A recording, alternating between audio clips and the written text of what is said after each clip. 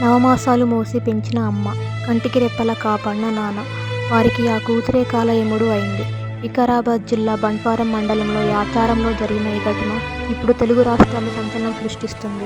అసలు ఆ కూతురు అంతటి దారుణానికి ఎందుకు ఒడగట్టిందో తెలిస్తే మీరు షాక్ అవుతారు. నర్సుగా పనిచేస్తున్న సురేఖ అనే యువతి ఇన్స్టాగ్రామ్ ద్వారా ఒక యువకుడితో ప్రేమలో పడింది. అయితే ఈ ప్రేమకు ఆమె తల్లిదండ్రులు దశరథ్ మరియు లక్ష్మి అడ్డు చెప్పారు. అంతేకాకుండా గత ఆదివారం ఆమెకు పెళ్లిచూపులు కూడా నిశ్చయించారు. తన ప్రేమకు అడ్డుగా ఉన్నారన్న కోపంతో వారిని శాశ్వతంగా వదిలించుకోవాలని సురేఖ ఒక భయంకరమైన ప్లాన్ వేసింది.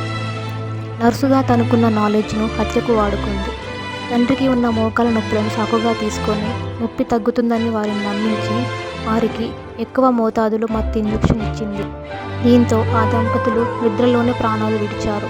ఆ తరువాత ఏమీ తెలియనట్టు అప్పుల బాధతో వారు ఆత్మహత్య చేసుకున్నారని తన సహోదరుడికి ఫోన్ చేసి నాటకమాడింది. కానీ పోలీసుల విచారణలో సురేఖ అబద్ధాలు తేలిపోయాయి. డీఎస్పీ శ్రీనివాసరెడ్డి ఆధ్వర్యంలో జరిగిన ఇన్వెస్టిగేషన్లో నేరాన్ని అంగీకరించింది. ప్రస్తుతం సురేఖ జైల్లో ఊచలెక్కబడుతుంది. కన్నవారిని చంపేంతటి ప్రేమ వెనుక ఉన్న వికృత బుద్ధిపై మీ కామెంట్ ఏంటో తెలియజేయండి.